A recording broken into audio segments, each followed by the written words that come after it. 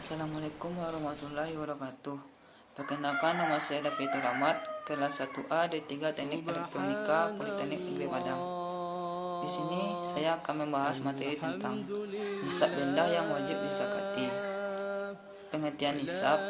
Nisab merupakan batasan minimal kekayaan seseorang yang diwajibkan untuk membayar zakat.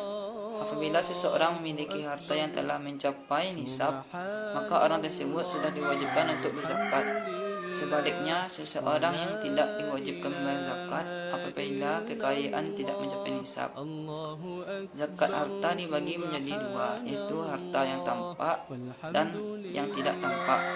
Harta yang tampak disebut al-anwal al-zahirah. Contohnya zakat binatang ternak, zakat tanaman, dan zakat perdagangan. Sedangkan di harta yang tidak tampak terdapat emas dan perak dan zakat pertambangan. Nisab harta yang diwajib dizakati itu hewan ternak. Contohnya nisab unta. Nisab unta adalah 5 ekor. Maka barang siapa memiliki 4 ekor unta, ia belum wajib zakat. Yang kedua adalah nisab sapi atau kerbau. Nisab sapi atau kerbau adalah 30 ekor sapi. Kurang dari itu tidak wajib zakat. 30 ekor sapi zakatnya seekor tabi. 1 ekor anak sapi usia 1 tahun dan masuk ke tahun kedua disebut tabi, artinya ikut, karena ia masih mengikuti induknya. 40 ekor sapi zakatnya seekor sapi musinah. 1 ekor anak sapi usia 2 tahun dan masuk 3 tahun disebut musinah, artinya bergigi karena sudah mulai tampak giginya. Yang ketiga, nisab kambing domba. Nisab kambing adalah 40 ekor. Kurang dari itu, walaupun kurang dari 1 ekor, tidak wajib zakat. Yang berikutnya, nisab hewan campuran. Nisab yang dimaksud dengan hewan campuran adalah hewan yang dimiliki oleh 2 orang pemilik dan dijadikan satu. Hukumnya seperti hewan yang dimiliki oleh 1 pemilik dengan syarat kandang dijadikan 1, pengembalanya 1 orang, tempat pengembalanya 1 tempat, tempat perasan susunya 1, tempat minumannya 1 tempat. Berikutnya adalah tanaman dan buah-buahan. Nisab zakat tanaman atau buah-buahan adalah bila takarannya tidak kurang dari 5 wasak, yakni sesudah dibersihkan dari kulit, debu dan tanah umpamanya, dan sesudah buah-buahan itu dikeringkan dengan kekeringan menurut standar umum. Lalu apabila hasilnya mencapai 5 atau 6 wasak atau lebih, maka dikenakan zakat.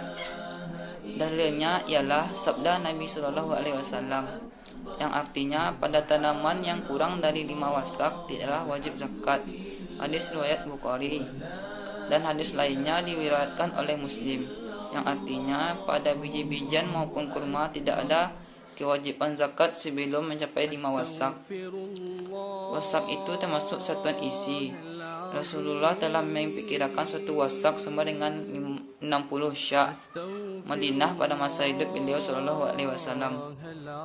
Berikutnya adalah barang dagangan. Berikut adalah ketentuan terkait tipe zakat ini. Berjalan 1 tahun, pendapat Abu Hanifah lebih kuat dan realistis, yaitu dengan menggabungkan semua harta perdagangan pada awal dan akhir dalam 1 tahun kemudian dikeluarkannya zakat. Nisab zakat perdagangan sama dengan nisab emas, yaitu 20 dinar atau senilai 85 gram emas.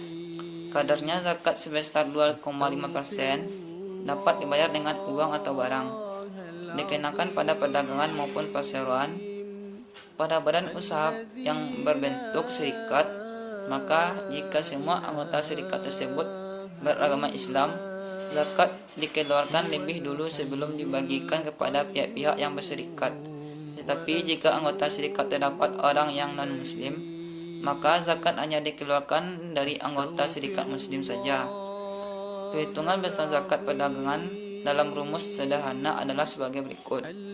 Besar zakat sama dengan modal diputar tambah keuntungan tambah piutang yang dapat dicairkan kurang hutang tambah kerugian dikali 2,5%. Pada harta perdagangan, modal investasi yang berupa tanah dan bangunan atau lemari, etalase pada toko, dan lain-lain tidak termasuk harta yang wajib dizakati sebab termasuk ke dalam kategori barang tidak berkembang.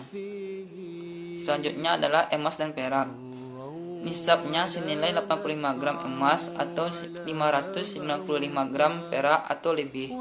Bila harta sudah mencapai 1 tahun, zakat yang dikeluarkan adalah 2,5%. Berikutnya adalah barang tambang.